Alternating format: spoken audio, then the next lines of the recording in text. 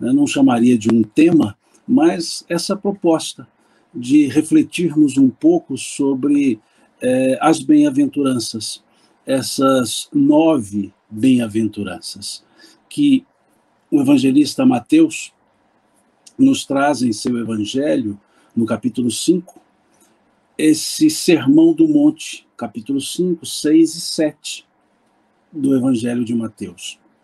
E as bem-aventuranças, que não são o Sermão do Monte, é uma das partes do Sermão do Monte, as bem-aventuranças são justamente os elementos que abrem o Sermão do Monte.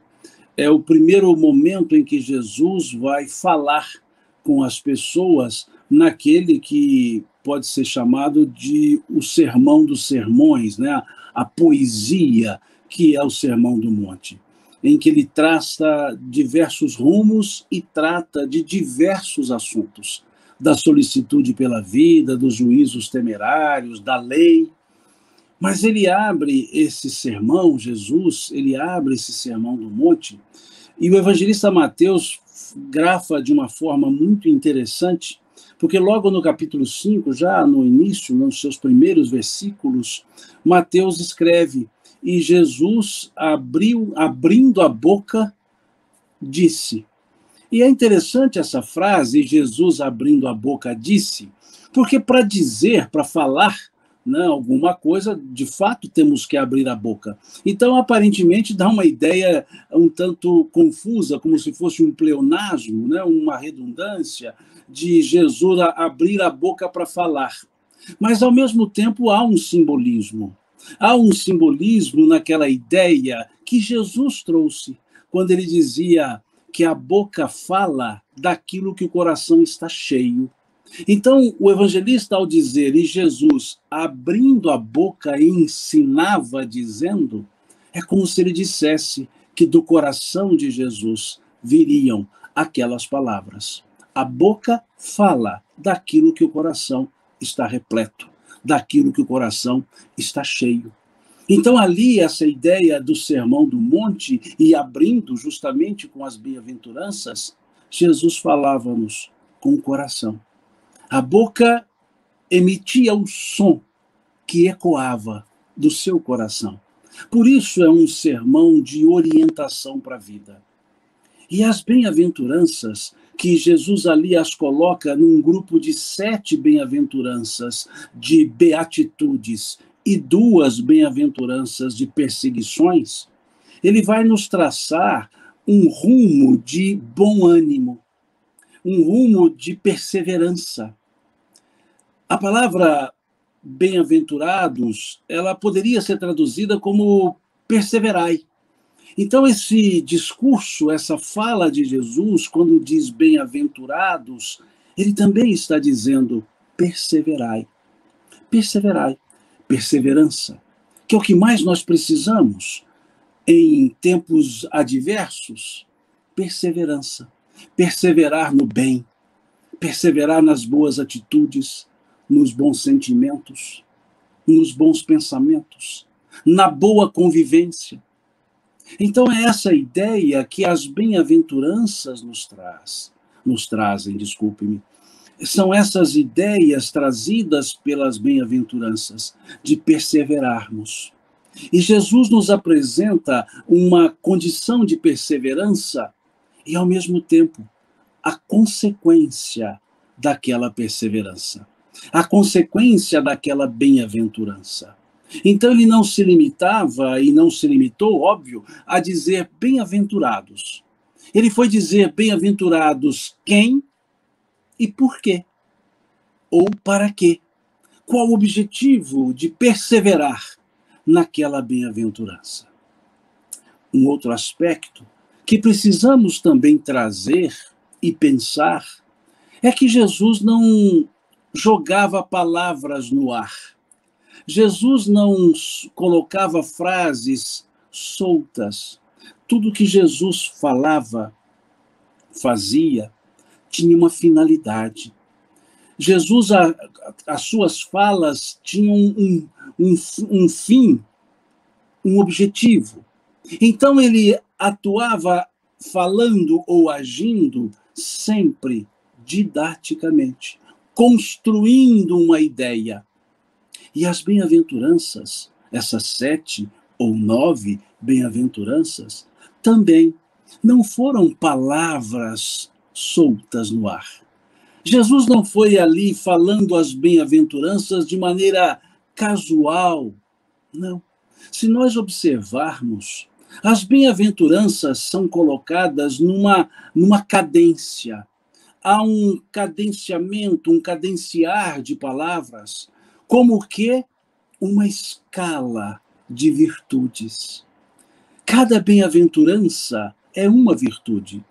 E quando Jesus vai colocando cada uma delas, ele vai colocando-as numa sequência, como que a nos dizer que não se atingiria ou não atingiríamos uma determinada bem-aventurança se não tivéssemos uma outra já exercida. Imaginemos as bem-aventuranças como degraus. 7 degraus, 9 degraus, 9 degraus. E cada degrau, para ser galgado, precisa o anterior ter sido galgado. Como quer nos dizer, não se atinge a última bem-aventurança, se não começar pela primeira. Não se atinge um ápice de virtude, se não se começar pela virtude mais necessária. Então nós perceberemos que há um cadenciamento. E há o porquê Jesus começar dizendo às pessoas: bem-aventurados os pobres pelo Espírito. Tradução de Humberto Holden, os pobres pelo Espírito, ou os pobres de espírito, como as traduções em maioria nos trazem. Bem-aventurados os pobres pelo Espírito. A primeira bem-aventurança, o primeiro degrau. E o que é pobre pelo Espírito? Pobre de espírito. Bem-aventurados os humildes. Por pobres de espíritos, ou de espírito, melhor dizendo, entende-se os humildes. Como Jesus dizendo, bem-aventurados os humildes, porque deles é o reino dos céus. Porque deles é o reino dos céus. Vejamos que ali Jesus nos diz, bem-aventurados os pobres pelo Espírito, porque deles é o reino dos céus, é plural. Não é o reino do céu, não está no singular. Porque deles é o reino dos céus. Mostrando-nos que céu não é um lugar, que céu não é uma localidade, não é uma localização, é um estado de alma, é um estado de espírito. E quaisquer lugares poderão ser céu. Muito semelhante ao que Jesus ensina logo à frente, no capítulo 6 do mesmo Evangelho de Mateus, quando ele fala o Pai Nosso. Ele diz, Pai Nosso que estais nos céus. Nos céus. Mostrando-nos que Deus está em todos os lugares, nos céus. E quaisquer lugares serão céu para aquele que traz a consciência tranquila, para aquele que traz a serenidade da humildade. Então, mostrando-nos que esse humilde dele é o reino dos céus. Esse reino de Deus que não é lugar, estado íntimo. Como disse o Cristo, o reino de Deus não vem com aparências exteriores, pois o reino de Deus está dentro de vós, disse o Cristo. Mostrando-nos esse aspecto de aquele ser que é humilde, ele olha para dentro, ele olha para si, ele analisa a si mesmo. Ele se olha como nos orientou o Espírito Santo Agostinho na questão 919 do Livro dos Espíritos. Nos fala para fazer essa viagem interior. E quando olha para si mesmo, a pessoa olha para si mesma, ela encontra as suas virtudes, encontra os seus defeitos, ela encontra a si mesma. E por conhecer-se, ela se modifica, ela pode se melhorar. O convite do Cristo da perseverança ao dizer bem-aventurados os humildes, os pobres pelo Espírito, é justamente o convite para todos nós a nos dizer que sem a humildade, nenhuma outra virtude nós conseguiremos desenvolver. Coloca a humildade como primeiro degrau, como a primeira virtude na escala ascensional das virtudes. O que faz da humildade não a maior das virtudes, mas a mais necessária, porque ela é o primeiro passo. Sem a humildade não aprendemos. O ser que não traz em si a humildade, o ser que não é humilde, ele não aprende, porque ele se sente sabedor. Ele desenvolve a prepotência, o orgulho, a vaidade. E o ser prepotente, o ser vaidoso, ele não se permite aprender, porque ele acha que tem o que ensinar e nunca o que aprender. Então ali Jesus conclama as pessoas a entenderem a importância da humildade.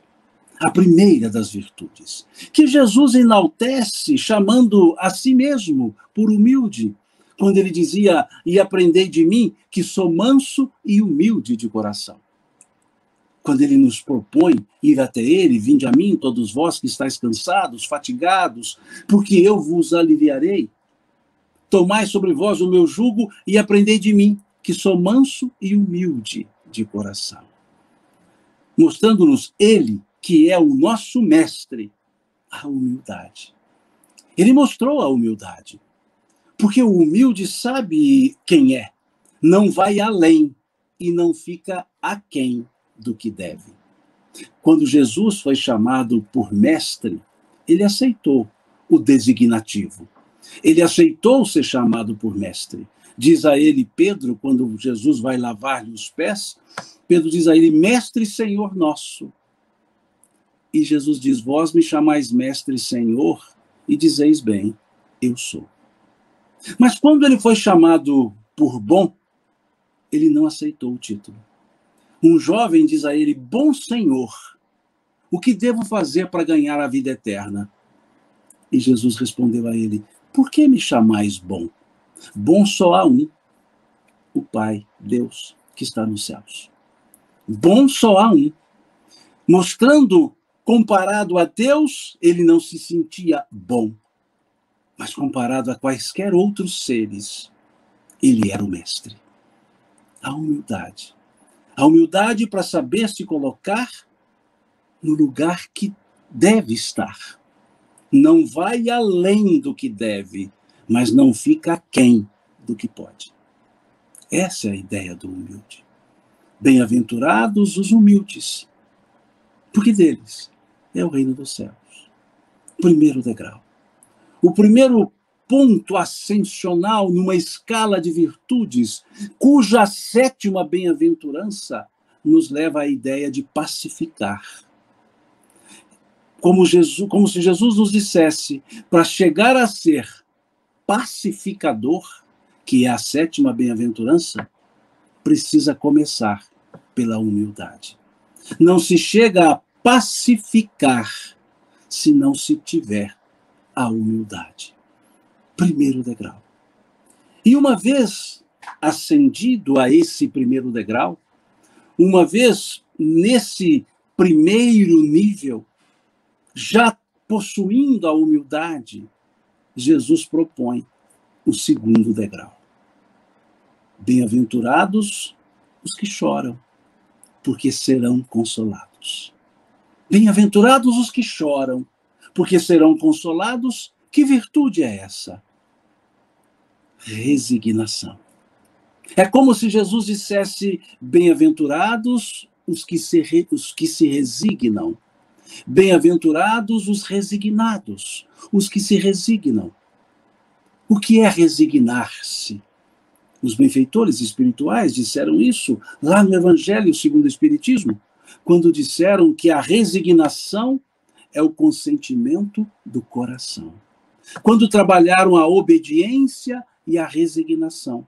E lá disseram, a obediência é o consentimento da razão, a resignação é o consentimento do coração. E só tem a resignação, só sabe lidar com o sofrimento, as adversidades, aquele coração que traz em si a humildade. Porque aquele ser que não é humilde, ele não entende o sofrimento. Ele culpa as outras pessoas, ele culpa a Deus. Quantas vezes dizem, oh meu Deus, por que o Senhor faz isso comigo? Em outras palavras, estão dizendo, por que o Senhor não faz isso com os outros? Porque quando não se tem a humildade, se sente injustiçado, se sente vitimizado. Mas o ser que é humilde, ele entende que Deus é justo, que Deus é bom, e que o sofrimento não advém de Deus, mas é, na verdade, ou são os sofrimentos consequências das nossas próprias escolhas, das nossas próprias ações.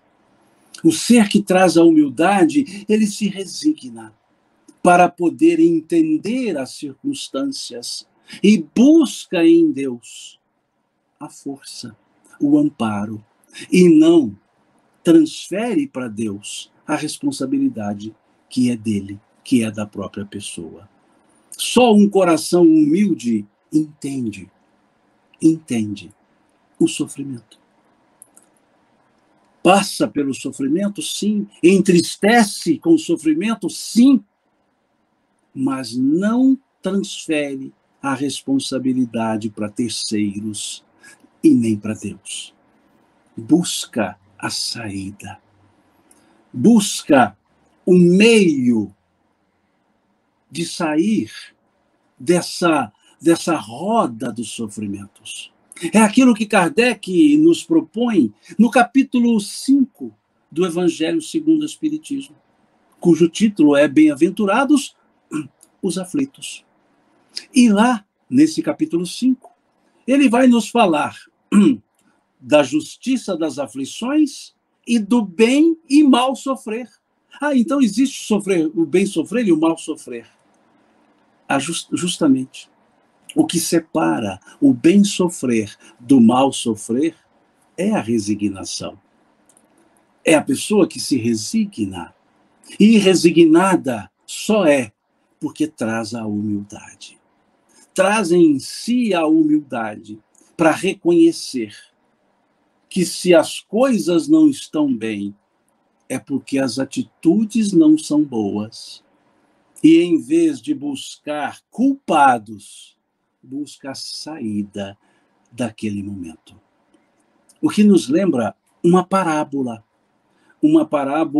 hindu, lá do hinduísmo, que fala que Brahma chamou todos os rios da Índia para uma conversa.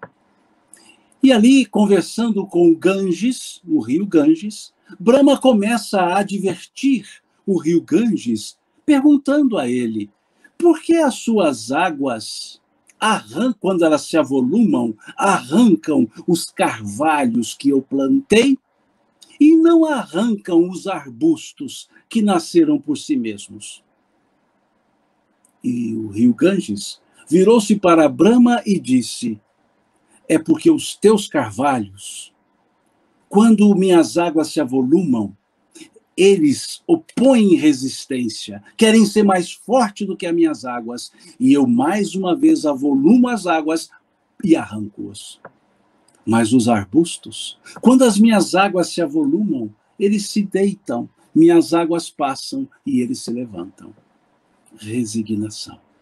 A humildade para resignar-se. Por isso, a resignação é o segundo degrau. Não se consegue resignar-se se não trouxer a humildade.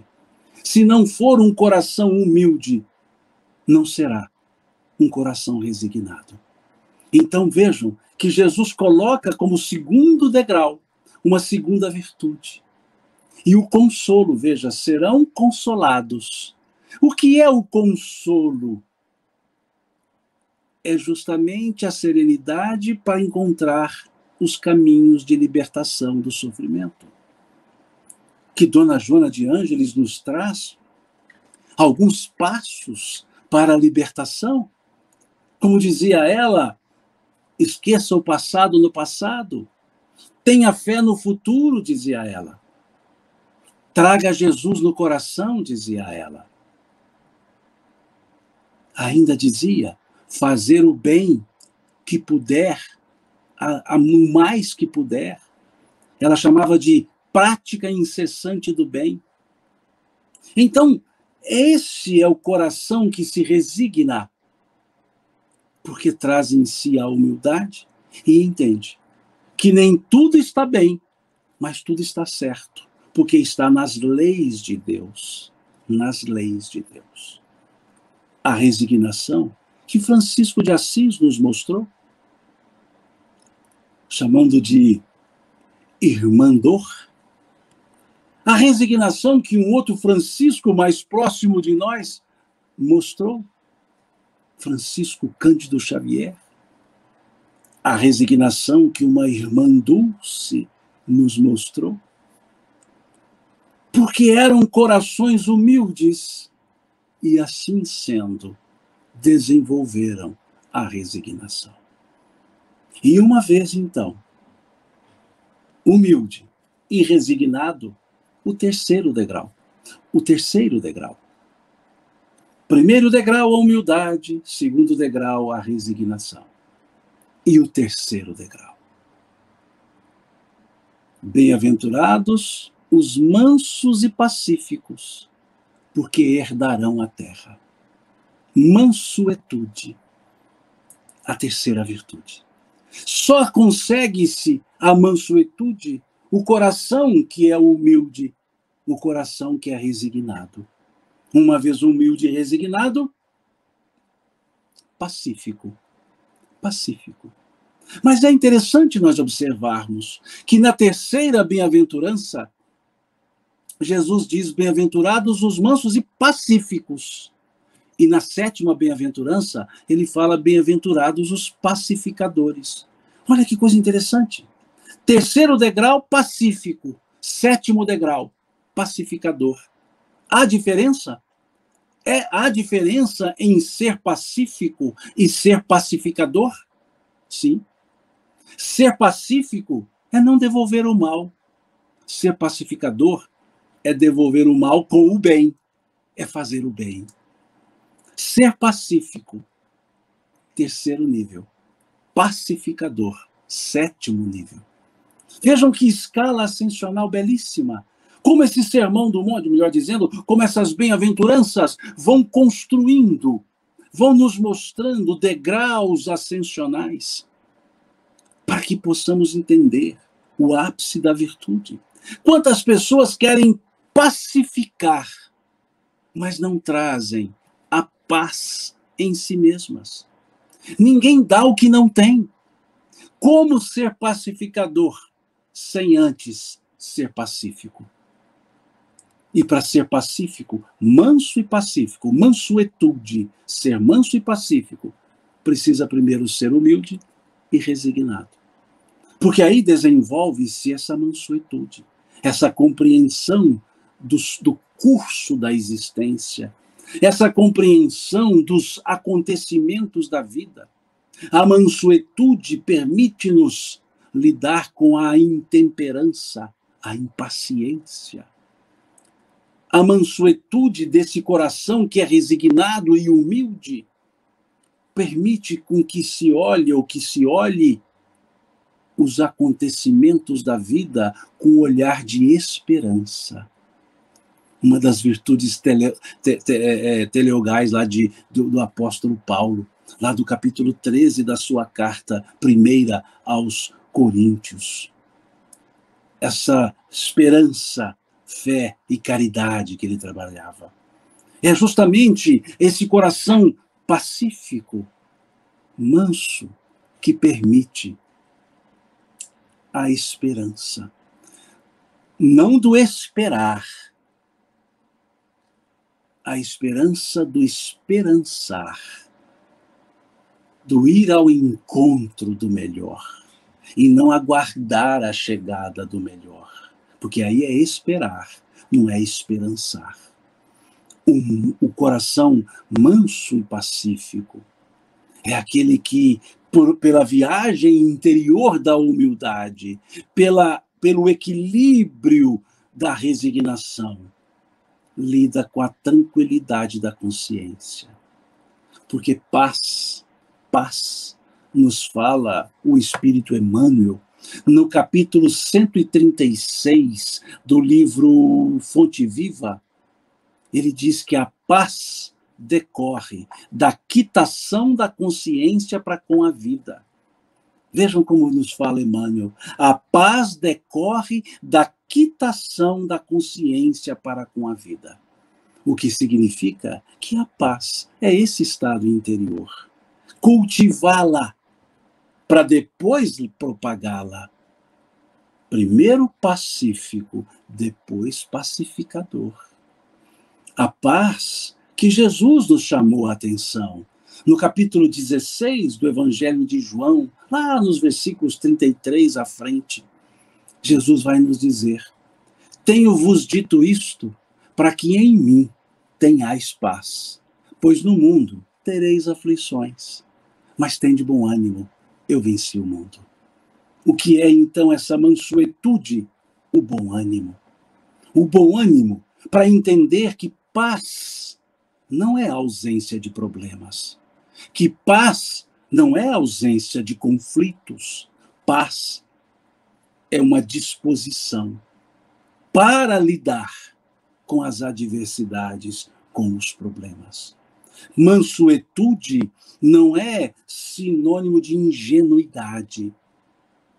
O ser pacífico e manso que Jesus nos chama nos lembra aquela frase dele, lá do capítulo 10 do Evangelho de Mateus, quando ele orientou aos seus discípulos: sede dóceis como as pombas, mas prudente como as serpentes.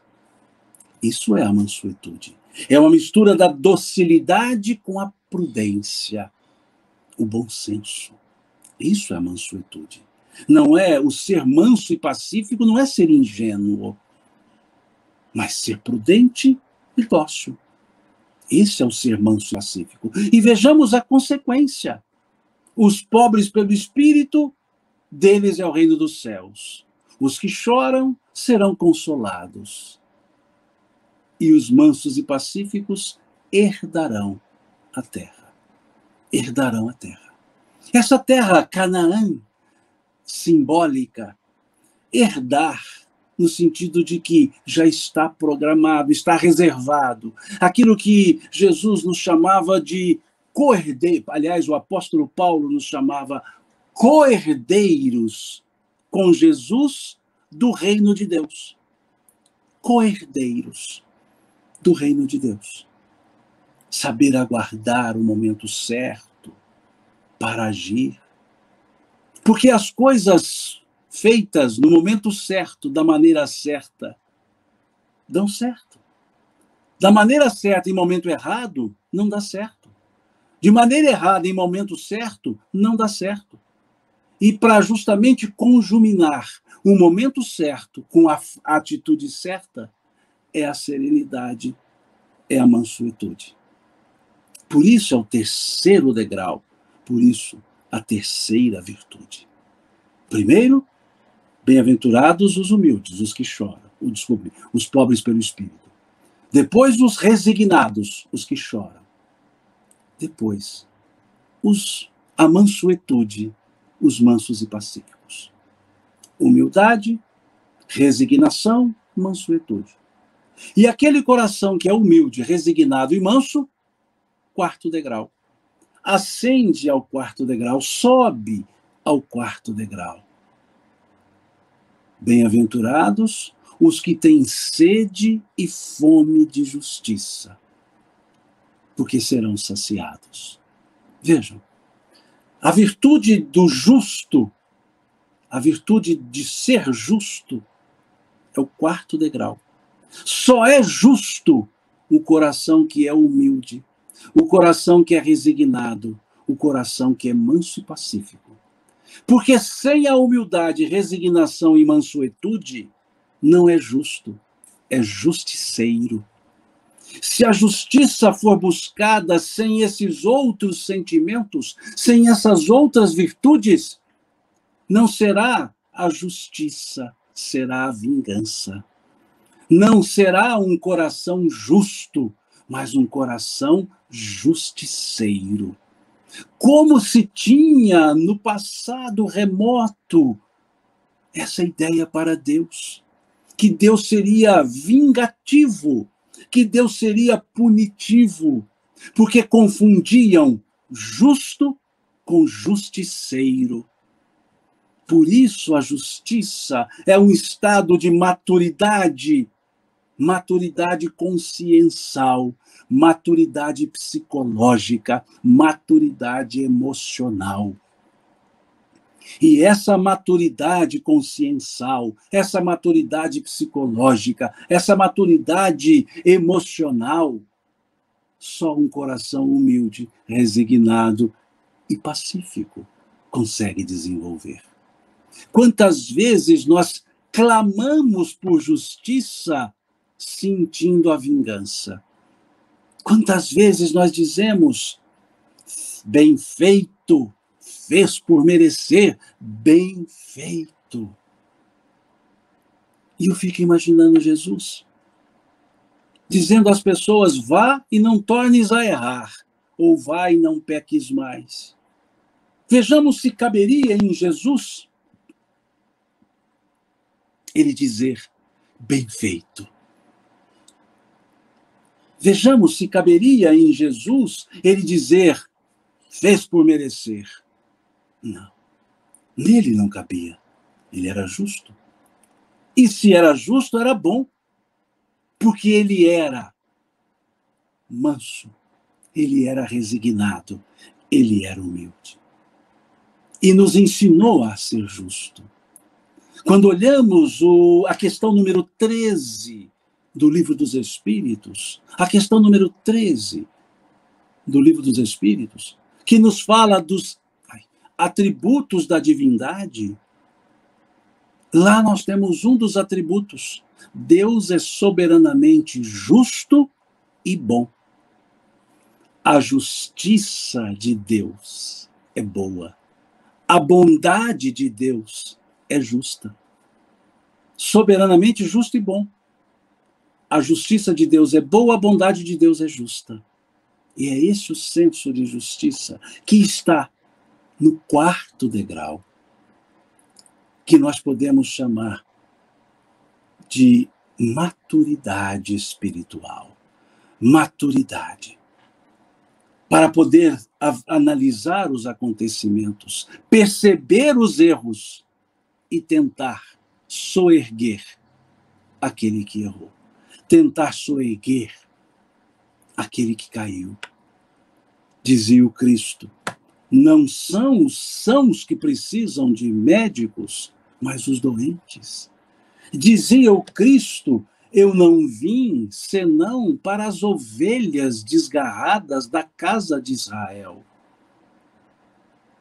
Vejam, então a justiça nunca é justiceira. Perdoe-me a aparente redundância. A justiça é justa. A justiça é justa, a justiça não é justiceira. Então é preciso perceber esse aspecto. Só lá, somente lá, no quarto degrau, depois de 3 virtudes outras serem desenvolvidas, é que nos vem o senso de justiça, o senso de benevolência, o senso de indulgência, o senso do perdão, lá da questão 886 do Livro dos Espíritos. O senso da caridade. Só se desenvolve essa visão mais ampla, essa percepção mais ampla. depois que já se conquistou a humildade, a resignação e a mansuetude. E aí sim, bem-aventurados os que têm sede e fome de justiça, porque serão saciados. Não é bem-aventurados os justiceiros. Não é a pena de talião, lá do Deuteronômio, lá do Levítico, lá do Código de Hammurabi, quando se dizia olho por olho, dente por dente, coluna por coluna, osso por osso. Não, não é o tal e qual da pena de talião. É aquela ideia do apóstolo Pedro, da sua primeira epístola. O amor cobre uma multidão de erros, uma multidão de pecados, segundo outras traduções. O senso de justiça, que não tira a responsabilidade daquele que cometeu o erro, mas oferece as condições para que ele aprenda e não volte, e não recalcitre no erro. Como disse Jesus ao apóstolo Paulo, quando Paulo ali caído do cavalo, literalmente caiu do cavalo, não é força de expressão, quando literalmente ele caiu do cavalo, Jesus diz a ele: Saulo, não recalcitre no aguilhão, não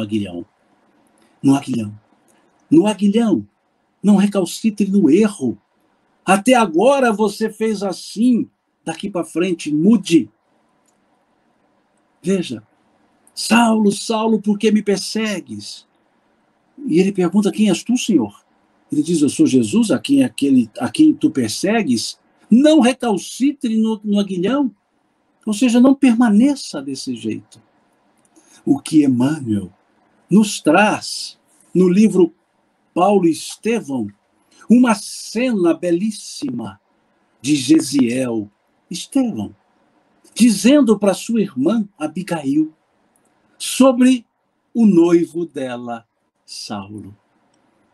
Dizendo a ela: irmã Abigail, não condenes teu noivo, ele deve ser boa pessoa, porque ele defende a Moisés, quem ele conhece.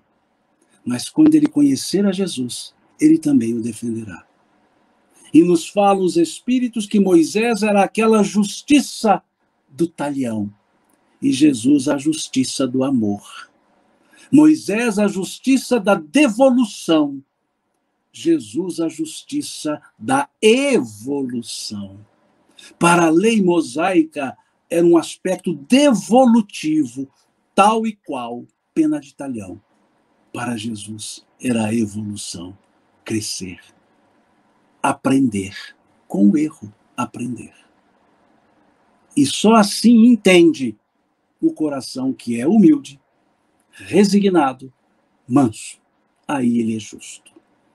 Quarta virtude. E esse coração que é humilde, que é resignado, que é manso e pacífico e justo, sobe, ascende ao quinto degrau. Qual é a quinta bem-aventurança? Bem-aventurados os misericordiosos. Olha que coisa! O senso de misericórdia só depois de um coração que é justo. Bem-aventurados os misericordiosos, porque alcançarão misericórdia, disse Jesus. Bem-aventurados os misericordiosos, porque alcançarão misericórdia. O que seria a misericórdia?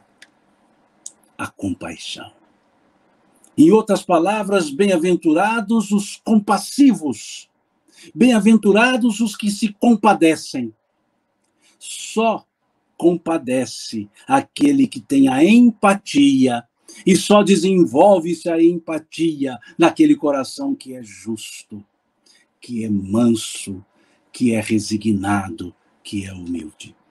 Não se, para se colocar no lugar do outro, é preciso enxergar o outro, é preciso conhecer a pessoa, conhecer o ser humano, a natureza humana. E aí vem a compaixão. Só é compassivo aquele que é justo, manso, resignado e humilde. Compaixão. O sentimento que Jesus colocou no personagem da parábola do bom samaritano. No bom samaritano. Um homem caído, passa um sacerdote, vê e passa de largo, diz o texto. Um levita vê o caído, passa de largo. E aí diz o Cristo, mas um samaritano que ia de viagem, vendo o caído, movido de íntima compaixão, aproximou-se, colocou-se aos pés do caído, atou-lhe as feridas, deitando azeite e vinho. Vejam, movido por íntima compaixão. Olha como Jesus enaltece esse valor. E depois ele pergunta àquele doutor da lei para o qual ele falava, ele contava a parábola, qual dos três agiu com compaixão? Mostrando-nos a importância da compaixão. Mas compaixão não é sinônimo de pena. Compaixão não é sinônimo de dó. Compaixão é envolver-se com o necessitado. É sentir o outro. É sentir a outra pessoa. É colocar-se no lugar dela. É olhar o mundo com os olhos dela. Por isso, é a quinta virtude. Sem a humildade, sem a resignação, sem a mansuetude, sem a justiça, não se desenvolve a compaixão. Podemos ter pena da pessoa, podemos sentir dó da pessoa. Posso dizer, tenho pena, posso dizer, tenho um dó, mas não quer dizer que seja compaixão. Compadecer, padecer junto. Como o apóstolo Paulo foi nos falar, alegrai-vos com os que se alegram, chorai com os que choram, dizia ele. Alegrai-vos com os que se alegram e chorai com os que choram. Isso é compaixão. E pode-se dizer que não se tem compaixão muito no mundo. Então vamos avaliar. É porque a humildade não existe, é porque a resignação não existe, é porque a mansuetude não existe, porque a justiça foi substituída por ser justiceiro, por vingança. E como desenvolver a compaixão, se o terreno fértil para a compaixão são as outras 4 bem-aventuranças, são os outros 4 degraus. Compaixão. Compaixão que Jesus demonstrou em Lázaro, na passagem de Lázaro. Na passagem de Lázaro, em que Jesus chora. Por tristeza? Não. Chorou porque Lázaro morreu? Não. Porque Jesus havia dito, Lázaro não morreu. Lázaro dorme. E aqui vou abrir um parêntese. Não é o pensamento espírita, mas abro um parêntese. Suponhamos que Lázaro tivesse morrido e suponhamos que houvesse possibilidade de ressurreição. Eu estou abrindo apenas um parêntese. Não é o pensamento espírita, estou apenas colocando como hipótese. Por que Jesus choraria? Se ele, em tese, sabia que poderia trazer Lázaro à vida de volta. Só fiz um parêntese. Então não caberia o choro nem por uma corrente teológica que trabalha a ideia da ressurreição, e não caberia o choro nem pelo fato evidente que foi Jesus dizer, Lázaro, Lázaro, dorme. Chorou por quê? porque ele sentiu a dor das outras pessoas, porque ele sentiu o desamparo daquelas irmãs, Marta e Maria, que cobravam dele, Marta, bem ao estilo dela, dizendo: se o senhor estivesse aqui, meu irmão não teria morrido. E Maria, ao estilo dela: Senhor, por que o senhor não estavas aqui? Porque se estivesses aqui, meu irmão estaria também. Marta, bem Marta, Maria, bem Maria, mas ambas desamparadas. E Jesus, sentindo o desamparo, diz o evangelista, e Jesus, olhando a multidão, chorou. Compaixão. Só um coração justo, só um coração manso e pacífico, só um coração resignado, só um coração humilde desenvolve esse quinto degrau, essa quinta virtude. Bem-aventurados os misericordiosos, porque alcançarão misericórdia.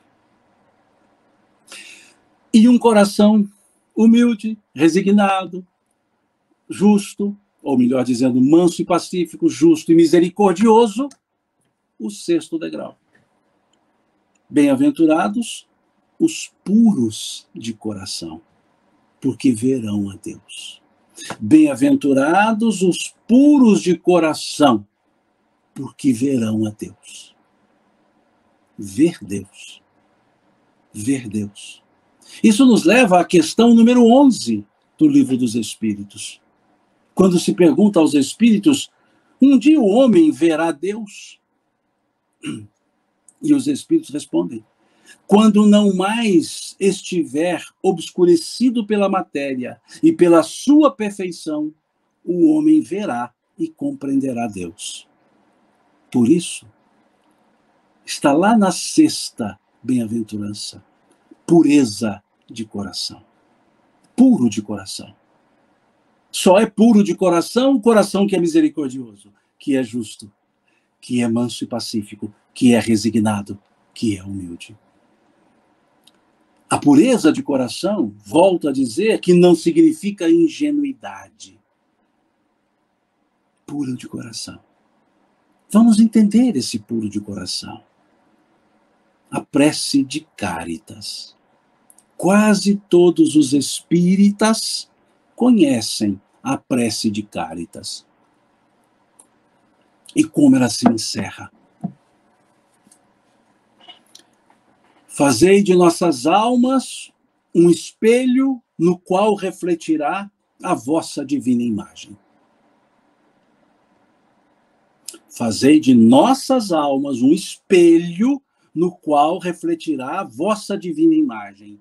Quem são os espelhos? Nós, os espelhos, que refletem qual imagem? Vejam, fazei de nossas almas um espelho no qual refletirá a vossa divina imagem. Imagem de quem? Deus. Nós somos espelhos cuja imagem refletida é a imagem de Deus. Mas só um coração puro enxerga Deus em cada pessoa. Só um coração puro enxerga as virtudes que estão escondidas por trás de defeitos.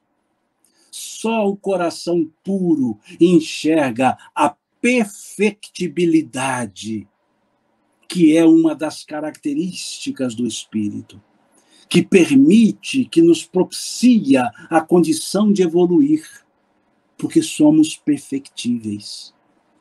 Temos o potencial de nos aperfeiçoar.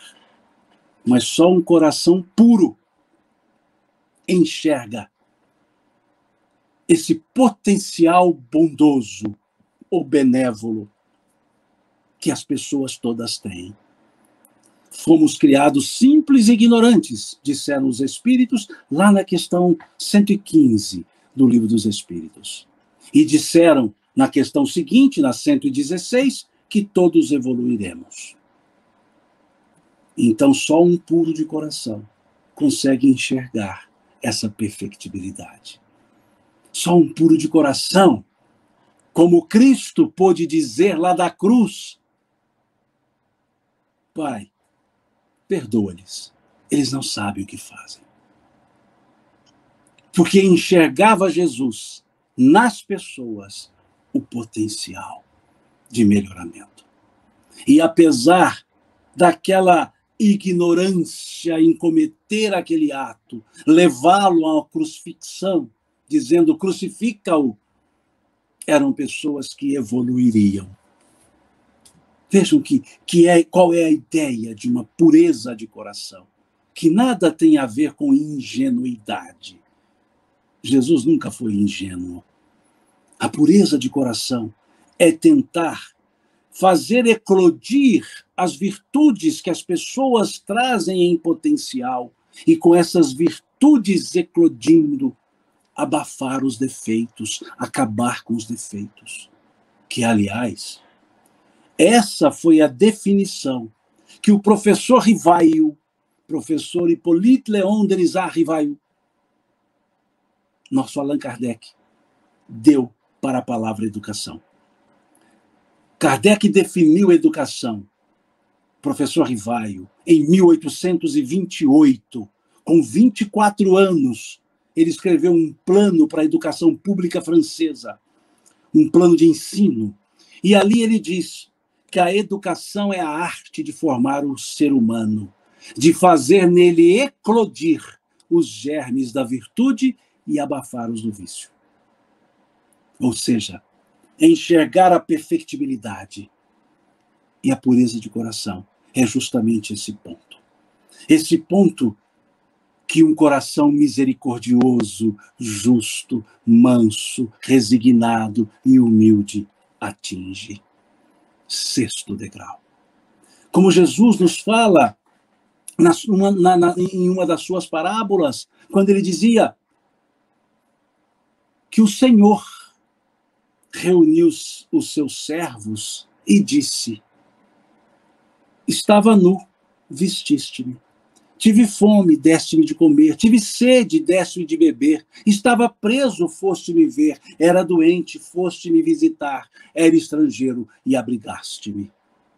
E os servos dirão ao seu senhor: Senhor, quando? E repetem tudo isso. E o Senhor responderá aos servos: todas as vezes que fizeste a um dos meus, ou fizeres a um dos meus, é a mim que o faz. Ou seja, quando enxergarmos que ao olhar nas pessoas podemos ver Deus, a pureza de coração estará conosco. Ou nós estaremos com a pureza de coração. Por isso, o 6º degrau, a penúltima das bem-aventuranças de virtudes. E esse coração puro, misericordioso, justo, manso e humilde, resignado, manso e pacífico, resignado e humilde, sobe ao 7º degrau. Bem-aventurados os pacificadores, porque serão chamados filhos de Deus. Bem-aventurados os pacíficos, porque herdarão a terra. Bem-aventurados os pacificadores, porque serão chamados filhos de Deus. A imagem do Criador na terra, filhos de Deus. Bem-aventurados os pacificadores. Aí entendemos Jesus dizendo: eu vos dou a minha paz, eu vos deixo a minha paz, mas não vou-la dou como o mundo a dá. Mostrando que a paz efetiva não se encerra com o sentimento interior, mas com as atitudes exteriores. A paz, ela é uma manifestação. É preciso ter as atitudes de paz. Vejamos que para o pacífico vir a ser pacificador, ele precisa desenvolver o senso de justiça, mansuetude e pureza de coração. Vejam. Ser pacífico, 3º degrau, ser pacificador, o 7º. Significando que precisam de virtudes. Virtudes outras. como justiça, misericórdia e pureza de coração, para ser pacificador, para ser chamado filho de Deus. Quem aqui na terra recebeu esse designativo? Todos somos filhos de Deus, todos somos filhos de Deus. Mas quem aqui na terra recebeu esse designativo de filhos de Deus? Ou filho de Deus? O Cristo. Porque o Cristo era pacificador. O Cristo não era só pacífico, era pacificador. E o que ele tentou ensinar a todos era justamente levar a paz, não em palavras, levar a paz com atitudes de paz. Jesus, ele devolvia o mal que lhes fazia às pessoas com o bem. Com o bem. Ele dizia: se alguém vos constranger a caminhar uma légua, caminha 2. Se alguém vos pedir a túnica, dai também a capa. Se alguém vos bater na face direita, ofertai a outra. Atitudes de paz. É o que ele pediu aos apóstolos, capítulo 10 do Evangelho de Mateus. Quando ele convida os apóstolos, pede aos apóstolos que saiam, dizer: ide, pregai o Evangelho, curai os enfermos, limpai os leprosos, expulsai os demônios, dai de graça o que de graça recebestes. Não leveis mais do que uma vestimenta. Quando entrardes em uma casa, desejai a paz e ficai nela. Se ela não for digna, saís. Saí. Vejam, esse aspecto de ser pacificador não é mais só o cultivar a paz em si, não é mais a paz interior, é o serviço no bem, no bem-estar das outras pessoas. Porque se cultivar somente a paz interior é egoísmo, por que não promover a paz a todos? Um dos 5 valores excelentes, um dos 5 valores humanos da filosofia de Satya Sai Baba, educação em valores humanos, amor, ação correta,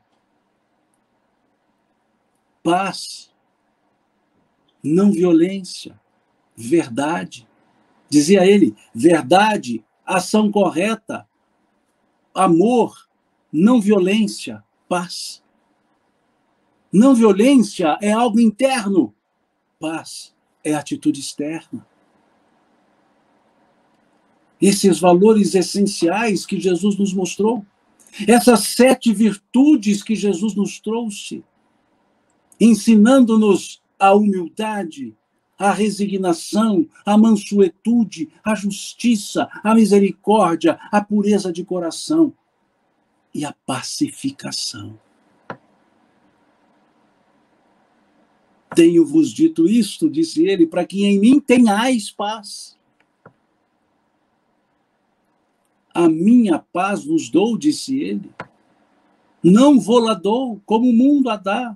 Essa ideia de paz do mundo, que Emmanuel escreve magistralmente no capítulo 60 do livro Fonte Viva, sobre a paz em Cristo e a paz do mundo. Sugiro a leitura, capítulo 60 do livro Fonte Viva, quando ele diz: a paz do mundo costuma ser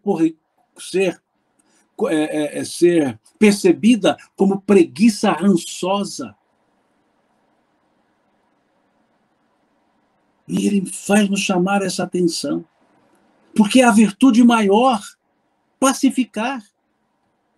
mas que sem a virtude primeira, nunca aprenderemos o que é paz. Sem a humildade, nunca saberemos o que é ser pacificador. E depois de Jesus nos ensinar essas 7 virtudes, mostrar esse caráter ascensional dessas 7 virtudes, ele nos apresenta 2 outras. 2 outras bem-aventuranças, 8ª e 9ª bem-aventuranças, de perseguições. Dizendo lá na 8ª bem-aventurança: bem-aventurados os perseguidos por causa da justiça, porque deles é o reino dos céus. E ele fecha com a 9ª bem-aventurança, ele fecha essa parte do Sermão do Monte, dizendo: bem-aventurados sois vós, quando vos injuriarem, e por causa do meu nome disserem calúnias contra vós. Exultai-vos, alegrai-vos, porque grande é a recompensa que vos espera nos céus, pois assim fizeram com os profetas que vos precederam. Mostrando-nos que para ser perseguido por causa do Cristo, tem que ser muito bom. Tem que ser muito bom. Porque as perseguições só aparecem depois da 7ª virtude, depois da pacificação, como a nos dizer Jesus. Para ser perseguido por causa dele, tem que ser muito bom. O que nos lembra uma história, um fato que Chico contava, que ele dizia, ou ele disse, que uma vez foi procurado por uma senhora que muito tranquila, muito alegre e muito assim, até como é que eu posso dizer a palavra? Animada, exaltada. Disse a ele: Chico, eu descobri quem eu fui em uma das minhas encarnações.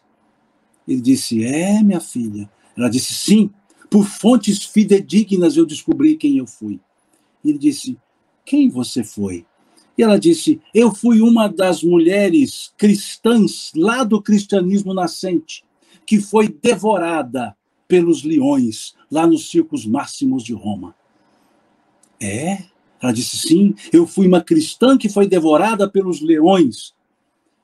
E aí ela vira-se para o Chico e diz: você com certeza sabe quem você foi lá nessa época. E aí o Chico disse para ela: saber, eu até não sei. Eu desconfio.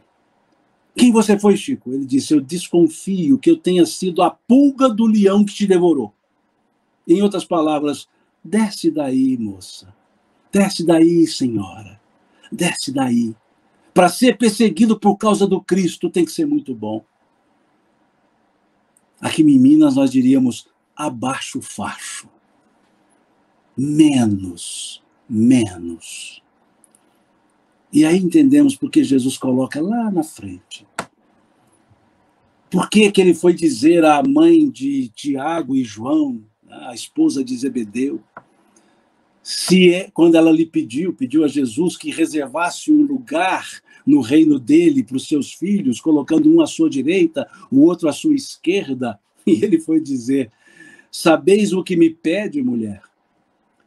Estão eles preparados para passar o que eu vou passar?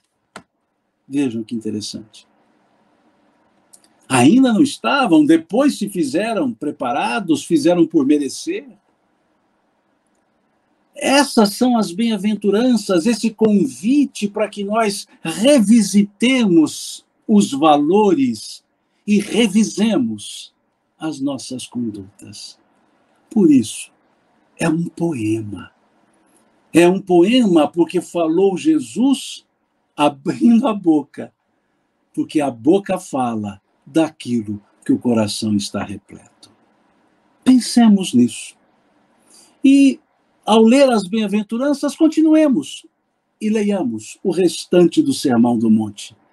Ao começar a ler as bem-aventuranças, capítulo 5 de Mateus, vamos ler também o 6, também o 7, para vermos esse Sermão do Monte, que Jesus tão belamente abre todos os outros ensinos, concitando-nos a perseverarmos, falando-nos das bem-aventuranças.